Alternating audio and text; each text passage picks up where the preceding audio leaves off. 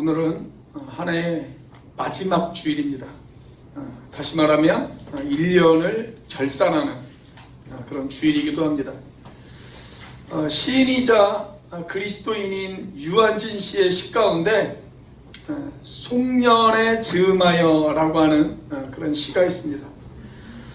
이런 내용의 시입니다. 송년에 즈음하면 도리 없이 인생이 느껴질 뿐입니다. 지나온 1년이 한 생에나 같아지고 울고 웃던 모두가 인생 한마디로 느낌표일 뿐입니다. 송년에 즈음하면 자꾸 작아질 뿐입니다. 눈 감기고 귀 다치고 오그라들고 쪼그라들어 모퉁이길 막돌멩이보다 초라한 본래의 내가 되고 맙니다. 송년에 즈음하면 신이 느껴집니다. 가장 초라해서 가장 고독한 가슴에는 마지막 낙조같이 출렁이는 감동으로 거룩하신 신의 이름이 절로 담겨집니다. 송년에 즈음하면 갑자기 철이 들어버립니다.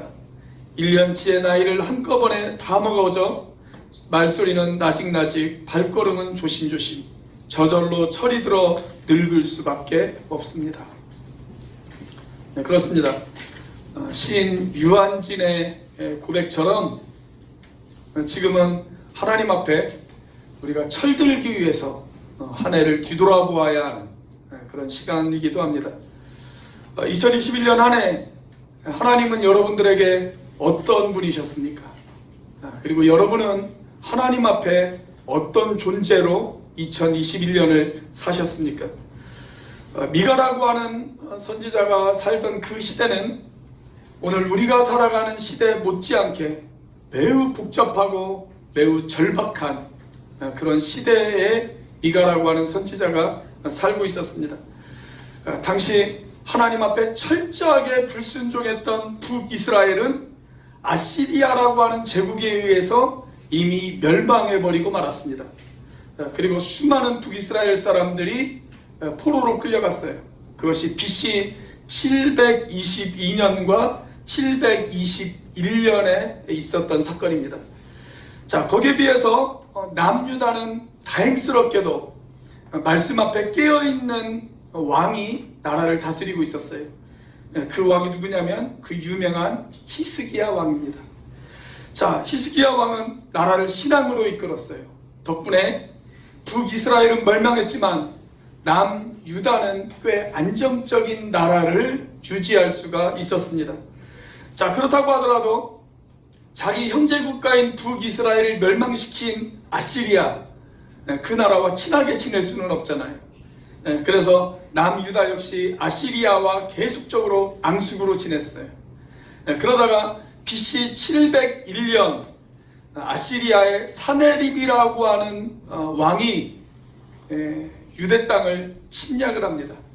자, 이제 예루살렘이 멸망되는 것은 불을 보듯 뻔한 일이었습니다. 자, 그런데 그런 상황 속에서 미가라고 하는 선지자가 이렇게 외칩니다. 오늘 1절이 이렇게 시작되어지죠. 너희는 여호와의 말씀을 들을지어다. 그러면서 1절부터 5절까지의 말씀을 쭉 살펴보면 미가 선지자는 지금 유다의 백성들에게 지금까지 하나님께서 너희들을 어떻게 돌보셨는지, 그리고 하나님께서 너희들 가운데 어떻게 행하셨는지 그 사실을 기억하라 라고 그렇게 이야기를 하고 있습니다. 자, 이스라엘 백성들을 애굽 땅에서 지금까지 인도하신 하나님, 그 하나님 앞에 우리가 나아갈 때 어떤 마음으로 나아가야 되는지, 거기에 대해서 이야기하고 있는 것이 오늘 본문의 이야기입니다.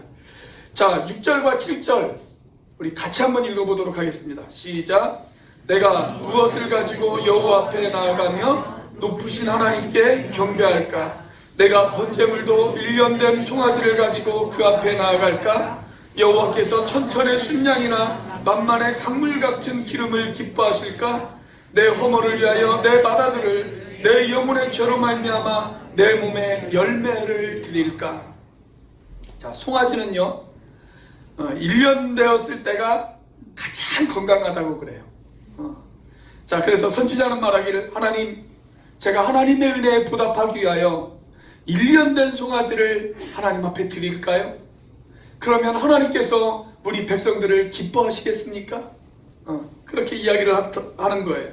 자, 그 후에 다시 뭐라고 이야기를 하냐면, 그 당시 사람들은 제물을 드릴 때 가장 소중하게 생각했던 것이 뭐냐면 기름이었습니다. 기름. 지금이야 우리가 너무나도 잘 사니까 기름기 있는 것을 그렇게 별로 좋아하지 않잖아요. 자, 그런데 그 당시에는 고기보다 귀중한 것이 뭐였냐면 기름이었어요. 그래서 선지자가 뭐라고 이야기를 합니까? 여기 7절 말씀해 보니까 제가 하나님의 은혜에 보답하기 위해서 천천의 순양이나 만만의 강물 같은 기름을 하나님 앞에 드리면 어떨까요? 그러면 하나님께서 저희 백성들을 기뻐하시겠습니까? 그렇게 질문을 던지는 거예요. 자, 그리고 다시 질문을 던져요. 그 당시 사람들은 처음 것은 귀한 것이다. 처음 것은 귀한 것이기 때문에 그것은 곧 하나님의 것이다 라고 생각을 했어요. 자, 그래서 선지자가 뭐라고 질문을 던집니까? 제가 하나님의 은혜에 보답하기 위해서 저의 처음 것, 제 맏아들을 하나님 앞에 드릴까요? 그러면 하나님께서 기뻐하시겠습니까? 그렇게 질문을 던지고 있는 거예요. 자, 그렇게 질문을 던지고 나서 이제 하나님의 응답을 기다립니다. 잠시 시간이 흐르고 나서 그의 마음 가운데 어떤 확신이 들어요. 하나님의 응답이라고 느껴지는 확신이 듭니다. 그리고 그 확신이 든 하나님의 응답을 백성들에게 이야기하고 있는 것이 8절의 말씀입니다. 자, 오늘 본문의 8절 같이 한번 읽어보겠습니다. 시작.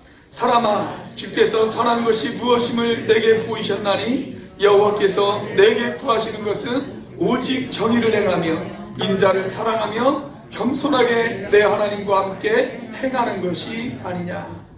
자, 그러니까 하나님은 송아지나 아니면 기름이나 아니면 맏아들을 기뻐하시는 것이 아니라 하나님이 기뻐하시는 것, 그 세 가지가 있대요. 하나님이 기뻐하시는 것 세 가지. 자, 뭐예요? 그 세 가지가 정의를 행하며 인자를 사랑하며 겸손하게 하나님과 동행하는 것.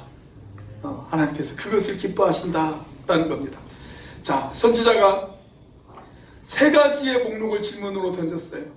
하나님, 이렇게 하면 하나님께서 기뻐하시겠습니까? 세 가지의 목록을 질문으로 던졌더니 하나님께서는 세 가지의 대답을 하십니다.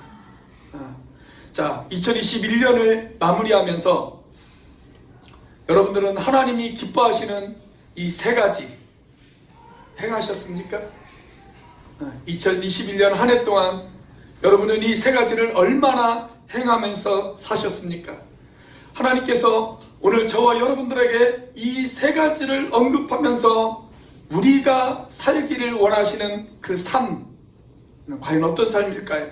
오늘 본문에서 우리에게 요구하시는 그 세 가지 무엇입니까? 첫 번째는 정의를 행하며 살아야 합니다.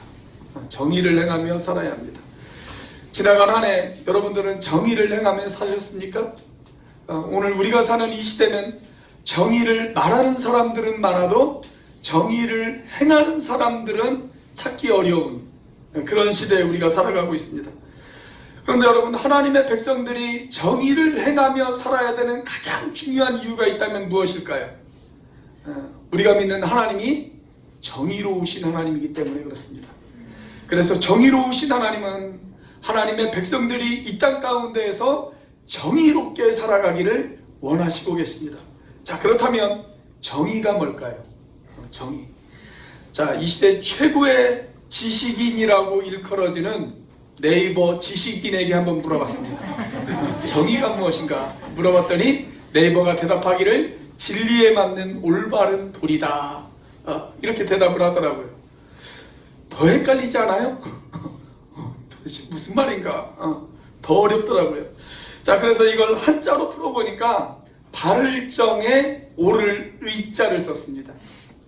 그래서 정의는 바르고 옳은 것, 그게 정의예요. 자, 그런데 성경에서 이야기하는 정의는 조금 다릅니다. 성경에서 이야기하는 정의, 이 정의라고 하는 단어가 히브리어 원어로 미시파트라고 하는 단어를 썼어요. 미시파트. 그런데 이 단어가 어디에 등장을 하냐면 창세기에 등장을 합니다. 여러분, 소돔과 고모라 땅이 타락해가지고 한 줄기의 빛도 보이지 않는 그런 어두운 땅이 되어졌을 때 하나님께서 아브라함을 부르세요. 그리고 하나님께서 아브라함을 통해서 하나님의 백성들이 어떻게 살아가야 되는지 거기에 대해서 가르쳐 주십니다. 창세기 18장 18절과 19절 말씀, 자, 같이 한번 읽어보겠습니다. 시작. 아브라함은 강대한 나라가 되고 천하 만민은 그로 말미암아 복을 받게 될 것이 아니냐. 내가 그로 그 자식과 건속에게 명하여 여호와의 도를 지켜 의와 공도를 행하게 하려고 그를 택하였나니 이는 다 여호와가 아브라함에게 대하여 말한 일을 이루려 함이니라. 자, 하나님이 세상에 수없이 많은 사람들이 있는데 그 사람들 가운데 아브라함이라고 하는 한 사람을 선택하신 이유, 여기 보니까 두 가지의 단어가 강조되어졌어요. 하나는 의라고 하는 단어가 강조되어졌고 하나는 공도라고 하는 단어가 강조되어졌습니다. 여기 공도라고 하는 말이 바로 미시파트라고 하는 단어입니다. 미시파트. 이 공도라고 하는 이 말의 뜻은 어떤 뜻을 가지고 있냐면 하나님의 백성들이 지켜야 될 하나님의 명령, 하나님의 백성들이 마땅히 지켜야 할 하나님의 명령, 그것이 바로 공도예요. 공도. 여러분, 하나님의 명령을 지키는 것, 그것이 바로 정의입니다. 우리가 정의롭게 살려면, 그렇다면 우리가 제일 먼저 알아야 될 것 뭘까요? 하나님의 명령이죠. 하나님의 명령을 지키는 것, 그것이 정의라면 우리가 무엇보다 알아야 될 것은 하나님의 명령이 무엇인지를 알아야 될 것 아니겠습니까? 그 명령이 무엇인지를 알아야 그 명령을 지킬 수가 있죠. 자, 그렇다면 우리가 하나님의 명령을 어디에서 할 수 있어요? 성경에서 할 수 있죠. 성경에서. 자, 성경에 많은 내용들이 나와요. 자, 그런데 우리가 성경을 읽다 보면 성경에서 가장 긴 장, 어떤 장입니까? 시편 119편. 가장 길죠. 가장 길어요. 자, 그런데 이 시편 119편이 어떤 시인지 아세요, 여러분? 하나님의 말씀을 찬양하는 시예요. 하나님의 말씀이 얼마나 위대한가, 하나님의 말씀이 얼마나 놀라운가, 하나님의 말씀이 우리의 삶 가운데 얼마나 유익한가, 거기에 대해서 찬양하고 있는 시가 시편 119편입니다. 시편 119편이 아주 재밌게 되어져 있어요. 176개의 구절로 이루어져 있는데, 여러분, 히브리어 알파벳이 총 몇 글자인지 아십니까? 22글자입니다. 22글자. 그런데 이 22글자를 알파벳 순으로 쭉 시를 지어나간 것이 시편 119편이에요. 그래서 8구절씩 끊어가지고 알파벳 순으로 그렇게 시를 지었습니다. 1절부터 8절까지는 히브리 알파벳 첫 구절이 알레프로 시작하거든요. 그래서 1절도 알레프로 시작하고 2절도 알레프로 시작하고 3절도 알레프로 시작하고 그렇게 해서 8절까지 쭉 이어져요. 그 다음에 또 9절부터 16절까지는 히브리어 두 번째 알파벳 순서가 베트입니다. 그래서 9절도 베트로 시작하고 10절도 베트로 시작하고 11절도 베트로 시작하고 그렇게 8구절이 이어져요. 그 다음에 또 17절부터 24절까지는 그 다음 알파벳 순서인 기멜로 시작합니다. 그래서 기멜로 쭉 또 8구절이 이어져요. 자, 그렇게 8구절씩 22개의 알파벳 곱하면 몇 구절이에요? 176개. 그래서 시편 119편이 176구절로 이루어져 있습니다. 자, 대표적인 몇 구절 우리가 한번 살펴볼까요? 9절 말씀에 보면 아주 유명한 구절이 있죠. 이런 구절이 있습니다. 청년이 무엇으로 그의 행실을 깨끗하게 하리까? 주의 말씀만 지킬 따름이니이다.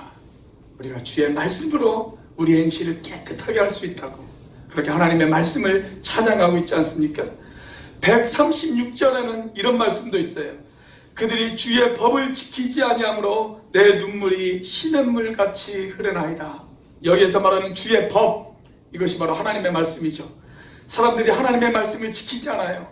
그래서 내 눈에서 눈물이 시냇물같이 흘러내린다고 그렇게 노래하고 있습니다.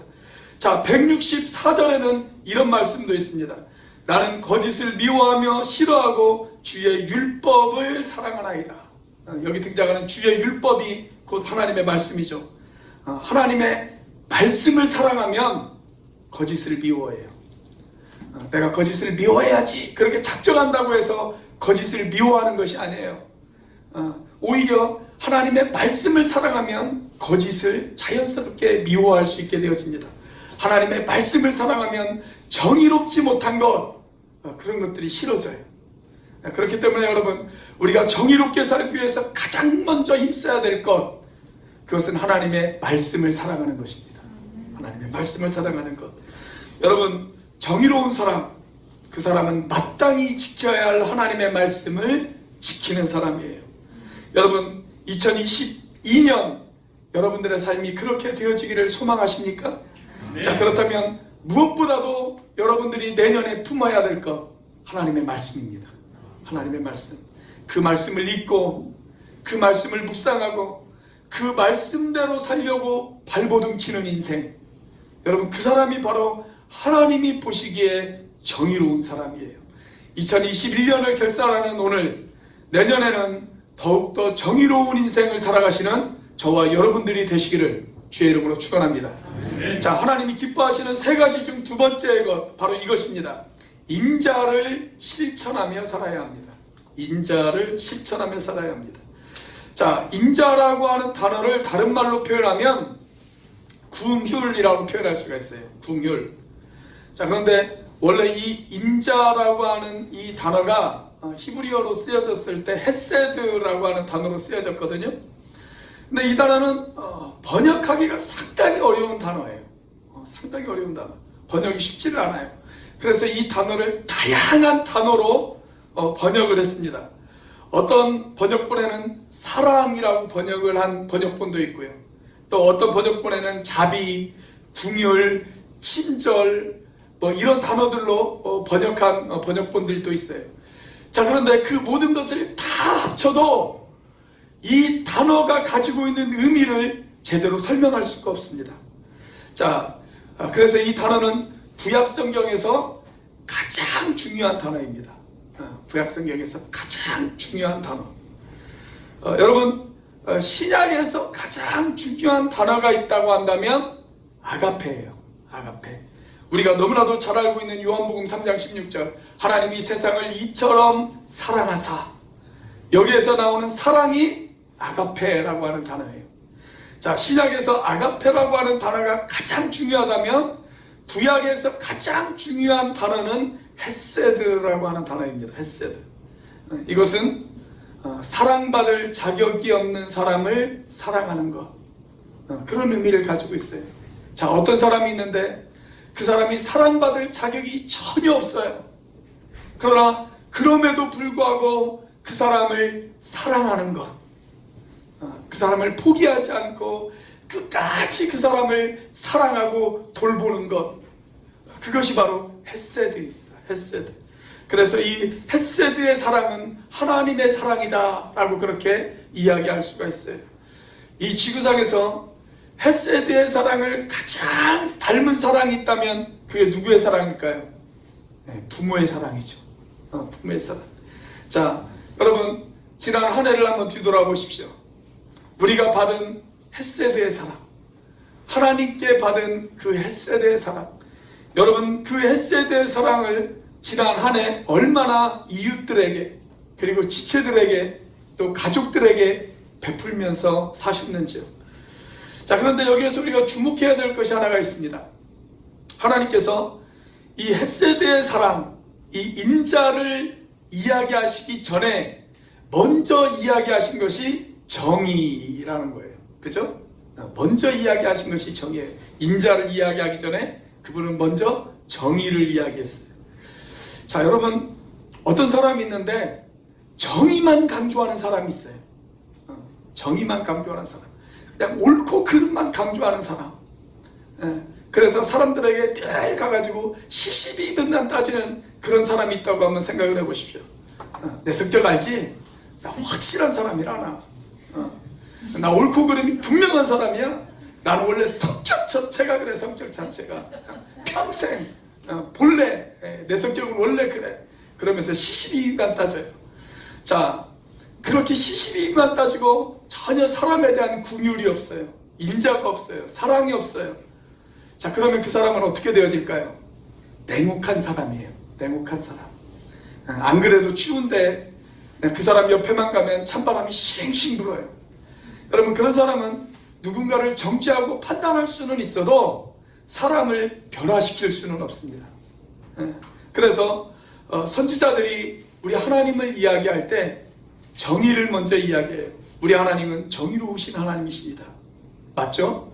자, 그런데 그 뒤에 반드시 따라오는 선지자들의 이야기, 무슨 이야기인지 아세요? 우리 하나님은 정의로우신 하나님이지만 동시에 우리 하나님은 긍휼이 풍성하신 분이십니다.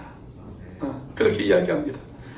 여러분, 우리 하나님이 정의만 있으신 하나님이시라면 저와 여러분은 감히 하나님 앞에 나아갈 수 없어요. 그런데 우리 하나님은 정의로운 하나님이시지만 동시에 긍휼도 가지고 계신 하나님이세요. 자, 이사야 30장 18절 같이 한번 읽어보겠습니다. 시작. 그러나 여호와께서 기다리시나니 이는 너희에게 은혜를 베풀려 하시며 일어나시리니 이는 너희를 긍휼히 여기려 하심이라. 대저 여호와는 정의의 하나님이시라. 그를 기다리는 자마다 복이 있도다. 정의로운 하나님이 우리에게 긍휼 베풀기를 원하시고 계신다. 그런 말씀 아닙니까? 자, 그렇기 때문에 여러분, 긍휼이 빠져버린 정의, 그건 아무런 도움이 되어줄 수가 없어요. 교회에서도 마찬가지예요. 교회에서도 보면 어떤 사람이 정의만 강조하는 사람이 있어요. 정의만 강조하는 사람. 그런데 여러분, 교회에서 제일 시끄러운 곳이 어디인지 아세요? 정의만 강조하는 사람이 있는 곳. 그곳이 제일 시끄러워요. 제일 시끄러워. 정의가 있는 곳에는 반드시 따라와야 될 것. 그게 뭐라고요? 긍휼이 따라와야 돼요. 긍휼이. 한국의 존경받는 문학가인 이어령 선생님께서 이런 글을 쓰셨어요. 사랑이 없는 정의, 그것은 인간적 정의에 불과하다. 그것은 한계를 가진 정의에 불과하다. 그런데 우리는 이미 그런 정의 앞에 충분히 실망했고 절망했다. 심지어 이런 이야기도 하셨습니다. 사랑이 없는 정의는 정의가 없는 사랑보다 더 나쁘다. 잘 한번 생각해 보세요. 사랑이 없는 정의는 정의가 없는 사랑보다 더 나쁘다. 자, 사랑이 없는 정의가 없는 사랑이 뭘까요? 정의가 없는 사랑. 예를 들어서 이런 거예요. 정의가 없는 사랑. 우리가 자식들에게 아이고 내 새끼, 아이고 내 새끼 그러면서 그냥 자기 자식을 무조건 이뻐만 해요.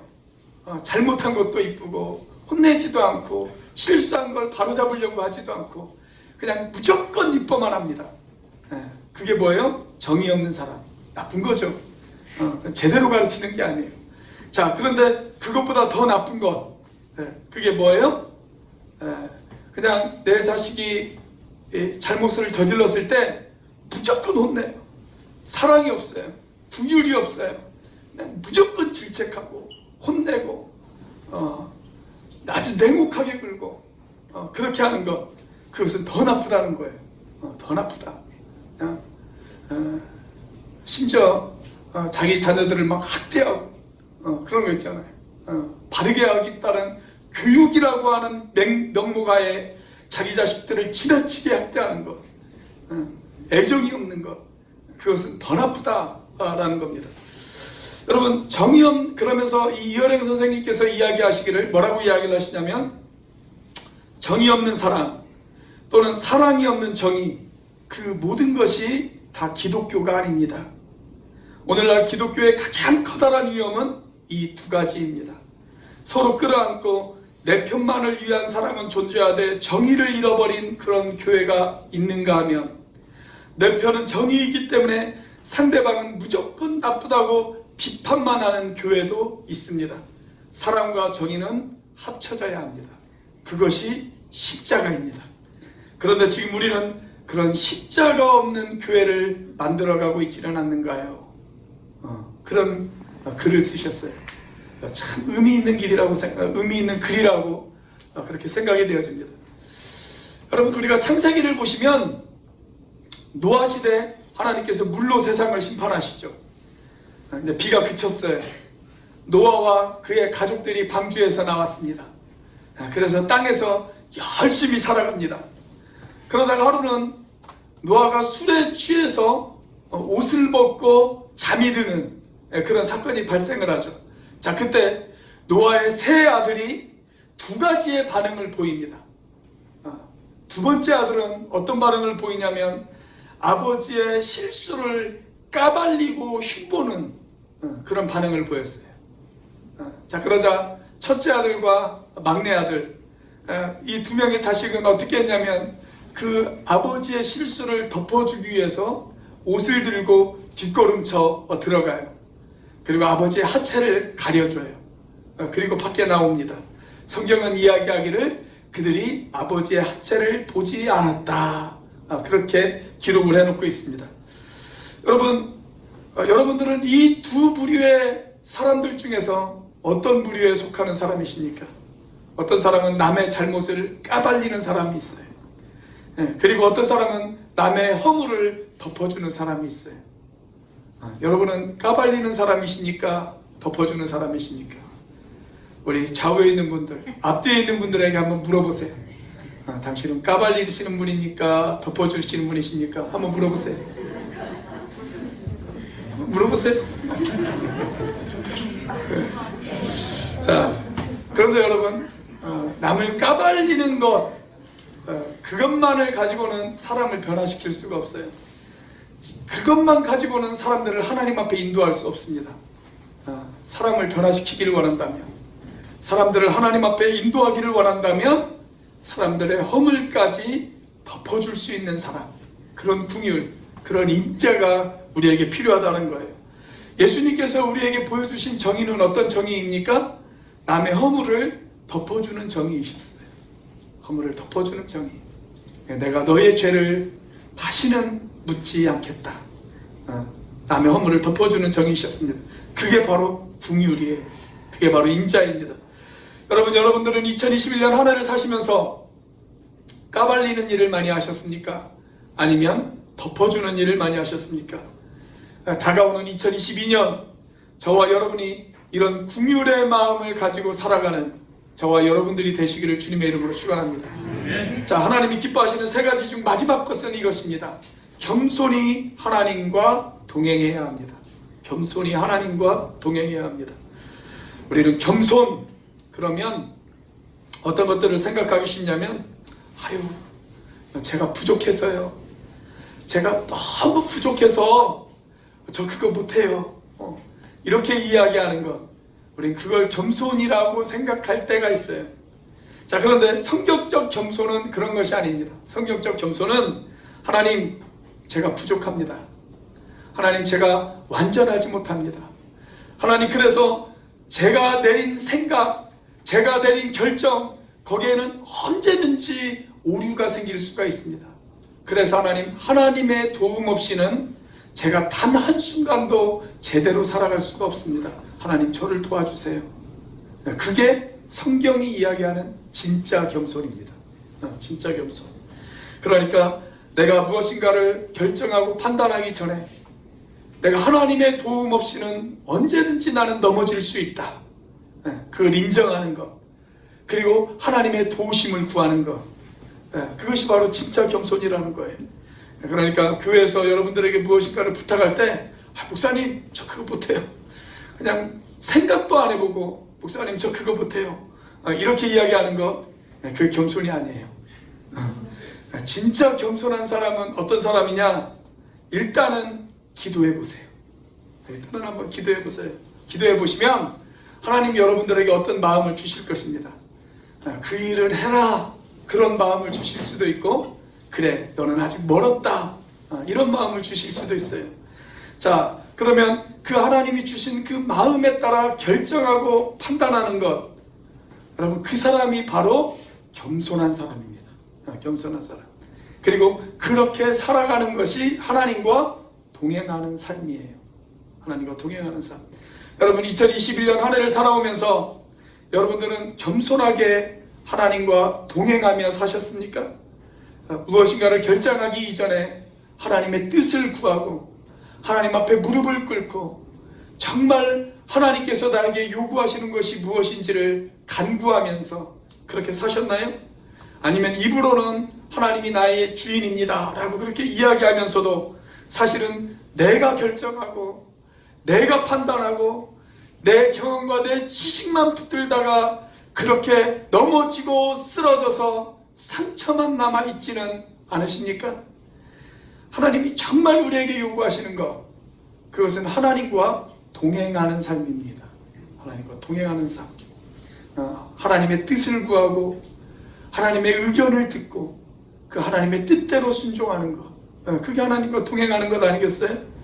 우리가 무엇인가 큰 공을 세웠다고 해서 하나님께서 기뻐하시는 것이 아니에요. 여러분, 우리가 공을 세운다 한들 그 공이 얼마나 클 수 있겠어요, 하나님 앞에. 그죠? 내가 무슨 큰 공을 세웠다고 하나님이 기뻐하시는 게 아니에요. 오늘 본문에 등장하는 것처럼 내가 1년 된 송아지를 하나님 앞에 드리고 내가 좋은 기름을 하나님 앞에 드리고 내 소유의 첫 번째 것을 하나님 앞에 드리는 것, 물론 그것도 소중한 것이지만 하나님께서 그것보다 더 기뻐하시는 것, 그게 뭐냐? 하나님과 동행하는 것입니다. 하나님의 뜻을 구하고 그 뜻에 순종하며 하나님과 동행하는 것. 나는 너와 함께 있고 싶어. 하나님께서 그걸 가장 기뻐하시는 거예요. 그래서 여러분, 내가 결정하고 내가 판단하는 것이 아니라 결정하기 이전에 하나님의 의견을 듣고 기도로 하나님 앞에 나아가는 저와 여러분들이 되시기를 주의 이름으로 축원합니다. 제가 아까 노아의 이야기를 드렸습니다만 창세기 6장을 보면 노아 시대에 온 시대가 죄악으로 가득했어요. 사람들의 마음과 생각까지 악해졌습니다. 자, 이런 시대에 하나님께서는 한 사람을 주목하셨어요. 창세기 6장 9절, 하나님이 주목한 그 한 사람 노아에 대해서 성경은 이렇게 기록하고 있습니다. 자, 같이 한번 읽어보겠습니다. 시작. 노아는 의인이요 당대의 완전한 자라. 그는 하나님과 동행하였으며. 자, 여기 완전이라고 하는 말은 완벽을 의미하지 않습니다. 여러분, 세상에는 완벽한 사람이 아무도 없어요. 노아도 마찬가지예요. 노아도 완벽한 사람은 아니에요. 노아도 술에 취해서 실수했잖아요. 그렇죠? 자, 이 말을 다른 말로 바꾼다면 성숙이라고 하는 말로 바꿀 수 있어요. 노아는 성숙한 사람이었어요. 어느 정도로 성숙했느냐? 그가 하나님과 동행할 정도로 성숙했습니다. 자, 그런데 신약 성경에 와보면 예수님께서 이 노아에 대해 언급하시면서 이런 이야기를 하세요. 자, 마태복음 24장 37절 같이 한번 읽어보겠습니다. 시작. 노아의 때와 같이 인자의 임함도 그러하리라. 자, 마지막이 가까워져 올수록 사람들은 더 악해질 것이다. 노아 시대처럼 악해질 것이다. 그래서 세상은 깜깜할 것이고 사람들이 하나님의 말씀을 멀리할 것이다. 그러나 그런 시대에도 하나님이 찾고 있는 사람, 노아 같은 사람, 하나님과 동행하는 사람, 하나님은 그 사람을 여전히 찾고 계신다는 것입니다. 나의 연약함을 알기 때문에 매 순간순간마다 하나님의 이름을 부르고 하나님의 도우심을 구하고 그렇게 겸손하게 하나님과 동행하는 사람, 바로 그 사람을 하나님이 찾고 계신다는 거예요. 자, 우리가 창세기를 읽어보면 노아가 살던 시대 이전에 하나님과 동행했던 또 한 명의 사람이 있어요. 그게 누군지 아세요? 에녹이라고 하는 사람입니다. 에녹. 성경은 이 에녹에 대해서 이렇게 이야기를 합니다. 창세기 5장 24절 같이 한번 읽어보겠습니다. 시작. 에녹이 하나님과 동행하더니 하나님이 그를 데려가심으로 세상에 있지 아니하였더라. 자, 에녹이 하나님과 동행했습니다. 그러자 그의 삶에 어떤 변화가 일어났습니까? 그의 인생의 가장 최고의 클라이맥스 사건, 어떤 사건이냐면 어느 날 하나님께서 에녹을 부르세요. 에녹아, 오늘은 우리가 아주 먼 길을 산책을 해야 돼. 준비 단단히 하고 따라 나오려. 그렇게 말씀하시고 하나님께서 에녹을 데리고 가셨어요. 에녹을 데리고 가셨습니다. 에녹이 죽음을 보지 않고 하나님께서 그를 데려가셨다라고 그렇게 성경은 기록되어져 있어요. 자, 우리 역시 올해도 하나님과 동행하고 내년에도 하나님과 동행하고 오늘도 하나님과 동행하고 내일도 하나님과 동행한다면, 그렇게 하루하루를 하나님과 동행하다 보면 하나님께서 어느 날 저와 여러분들의 인생 가운데 찾아오시지 않겠습니까? 사랑하는 아들아, 사랑하는 내 딸아, 오늘은 나와 함께 멀리까지 산책해야 돼. 준비 단단히 하고 따라 나오렴. 그렇게 살다가 우리의 수명이 다하는 날 사랑하는 주님의 품에 안기는 것, 여러분, 그 인생이 바로 행복한 인생이 아니겠어요? 그렇다면 여러분, 그날을 준비하며 살고 계십니까? 우리 주님과 영원히 거할 그날을 준비하면서 오늘 주님과 더불어 하루하루를 그렇게 동행하며 살고 계시나요? 오늘 미가 선지자를 통해서 하나님께서 우리에게 요구하시는 것, 사람아, 여호와께서 내게 원하시는 것은 정의를 행하며 인자를 사랑하며 겸손하게 내 하나님과 동행하는 것이 아니더냐. 한 해를 마무리하면서 주님이 기뻐하시는 이 세 가지 여러분들 가지고 있으십니까? 혹시 그 질문에 대한 자신이 없으시다면, 사랑하는 형제자매 여러분, 밝아오는 2022년에는 주님이 기뻐하시는 그 열매를 맺게 해달라고 조용히 무릎을 꿇는 저와 여러분들이 되시기를 주의 이름으로 축원합니다. 기도하시겠습니다.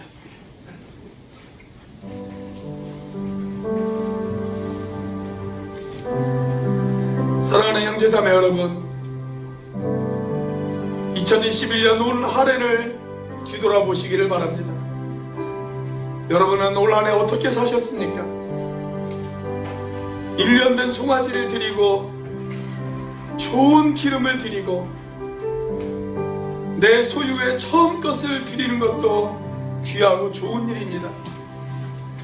그러나 하나님이 우리에게 더 원하시는 것, 하나님이 우리에게 더 기뻐하시는 것, 그것은 하나님의 백성들이 마땅히 지켜야 할 하나님의 명령을 지키는 것입니다. 그것이 정의를 행하는 것입니다. 형제의 허물과 잘못을 까발리는 것이 아니라 그것을 덮어주는 것, 그것이 인자를 사랑하는 것입니다. 하나님 없이 단 한순간도 살아갈 수 없음을 깨닫고 하나님 앞에 무릎을 꿇고 하나님의 뜻을 구하며 살아가는 삶, 그것이 겸손히 하나님과 동행하는 삶입니다. 하나님, 2022년에는 나에게 그런 열매가 맺어지는 그런 인생이 되어지고 싶습니다. 그렇게 하나님과 동행하는 인생이 되어지고 싶습니다. 하나님, 나를 도와주세요. 우리 이 시간 그런 기도 제목을 가지고 같이 하나님 앞에 기도하도록 하겠습니다. 같이 한번 기도합니다. 할렐루야. 살아계심에 역사하시는 하나님 아버지, 감사합니다.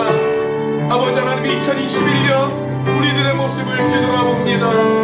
아버지 하나님, 내가 하나님 앞에 어떻게 살았는지요, 하나님이 기뻐하시는 것, 아버지 하나님, 1년 된 송아지를 드리고 좋은 기름을 드리고 내 소유의 처음 것을 드리는 것, 아버지 하나님, 그것보다도 아버지 하나님, 하나님의 말씀을 마땅히 행하고 하나님 인자를 사랑하고 겸손히 하나님과 동행하는 것, 그것을 하나님께서 기뻐하시고 원하신다는 사실을 아버지 하나님 깨닫게 하여 주시고, 아버지 하나님, 2021년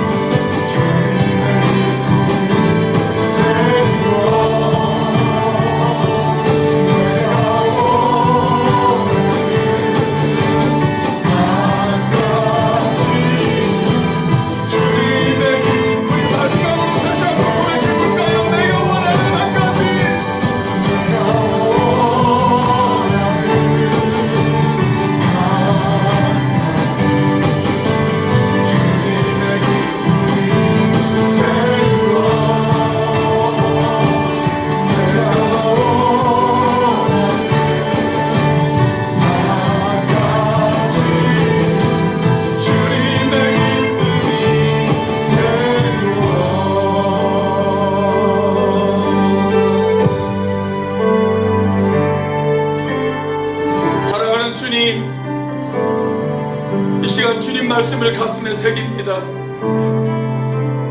하나님, 또 한 해가 이렇게 저물어 갑니다. 하나님, 2022년에는 하나님이 기뻐하시는 그 한 사람이 되어지고 싶습니다. 1년 된 송아지보다, 천천의 기름보다, 내 모든 소유의 처음 것보다 하나님께서 나에게 원하시고 기대하시는 그것, 사람아, 여호와께서 내게 원하시는 것은 오직 정의를 행하며 인자를 사랑하며 겸손히 하나님과 동행하는 것이 아니더냐. 하나님, 이 말씀 붙들고 밝아오는 새해 하나님이 기뻐하시는 그 사람이 되어질 수 있도록 인도하여 주시옵소서. 이제는 우리를 위하여 십자가에 달리신 성자 하나님의 은혜와 그 독생자를 죽기까지 내어주신 성부 하나님의 사랑과 지금도 그 사랑을 깨닫게 하시고 충만하게 하시는 성령 하나님의 교통하심이 밝아오는 2022년에는 정의를 행하고 인자를 사랑하며 겸손히 하나님과 동행하는, 하나님이 원하시고 기뻐하시는 그 사람이 되어지기를 소망하는 우리 온누리교회 형제자매들 머리 위에, 이 예배와 함께하는 모든 지체들 머리 위에, 인근 갇혀 있는 모든 사랑하는 권속들 머리 위에 지금부터 영원까지 함께 하시기를 예수님의 이름으로 축복하며 기도하옵나이다.